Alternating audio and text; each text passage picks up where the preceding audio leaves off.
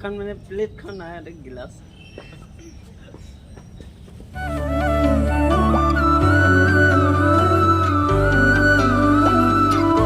নমস্কাৰ সকলোকে আৰু মোৰ অন্য এটা ভিডিঅ'লৈ আপোনালোকক স্বাগতম জনাইছোঁ। আজি ঘৰলৈ অহা তৃতীয়টো দিন বিহু গ'ল আৰু এতিয়া আমি এফালে যাবলৈ ওলাইছোঁ মিষ্টাৰ মামাৰ ঘৰলৈ। মিষ্টাৰৰ 4জনহে মামা হয় আৰু আমি দুজনৰ ঘৰলৈ গ'লোঁ আৰু বাকী দুজন টাউনতে থাকে। আৰু এতিয়া আজি ডাঙৰজন মামাৰ ঘৰলৈ যাবলৈ ওলাইছোঁ। দাদা বৌ ওলাইছে, লগতে ভাগিনজনী ওলাইছে। ভাগিন মানে মিষ্টাৰ ডাঙৰ বাৰ ডাঙৰজনী ছোৱালী আমাৰ ঘৰতে ইয়াতে থাকি তাই ইয়াতে পঢ়া শুনা কৰি আছে আৰু তাইও যাবলৈ ওলাইছে আমাৰ লগতে। তাকে চাই থাকিব মামাৰ ঘৰলৈ যোৱা সম্পূৰ্ণ ভিডিঅ'টো।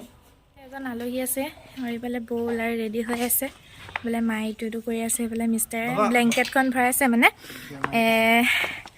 ব্লেংকেটখন মানে ৰ'দত দিছিলোঁ আৰু এইবাবে ভৰাইছে। এয়া আমাৰ ৰাতিপুৱা বাহিৰৰ পৰিৱেশটো। এতিয়া বাজিছে সময় 11 আৰু এতিয়া যাবলৈ ওলাইছে, চাই থাকিব। বাবা একটা সেলফি হয়ে যাও। আরে নাই রে আবার নাই রে এনে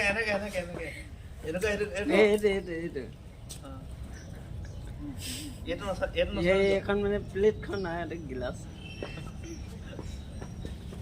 এইফালে আমি আহি আছো। এয়া শিৱ মন্দিৰ পালোহি। এয়া লখিমপুৰ টাউনৰ শিৱ মন্দিৰ, এইখন থানা খেলমাটি থানা। এয়া আমাৰ লখিমপুৰ টাউনৰ মাজমজিয়াতে থকা হনুমান বাবা মন্দিৰ। দেখিছেনে এইডোখৰত কিমান ভিৰ লাগিছে। এয়া চাওক, এয়া হনুমান মন্দিৰ।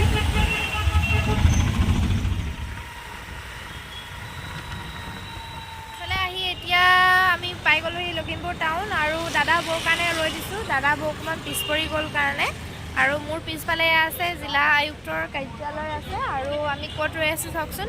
আৰু আজি বেছি যান বাহন নাই বাৰু, একদম ধুনীয়া এটা পৰিৱেশ, ধুনীয়া এটা জেগা। দেখিছেনে বাৰু, একদম 3টা ৰাস্তা, এইফালে এটা গৈছে, এইফালে এটা গৈছে, এইফালে এটা গৈছে।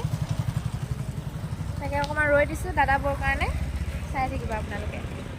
এয়া আহি পাই এয়া মামীহঁতৰ ঘৰতে খাই ল'লোঁ চাহ। দেখিছেনে কিমান কি দিছে, বিহু বতৰ নহয় জানো।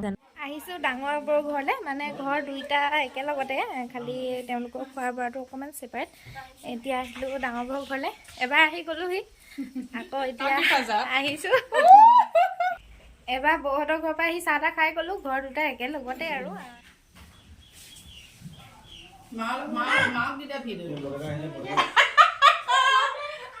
এইফালে এয়া খাবলৈ লৈছোঁ সৰু বৌহঁতৰ ঘৰত আৰু বৌয়ে চাওকচোন কিমান কি বনাইছে। এইফালে মামীয়ে দি আছে, এইফালে দালি, ভাজি, মাছ, মাংস, চালাড, বহুত কিবাকিবি বনাইছে আৰু খাবলৈও বহুত টেষ্টি হৈছিলে।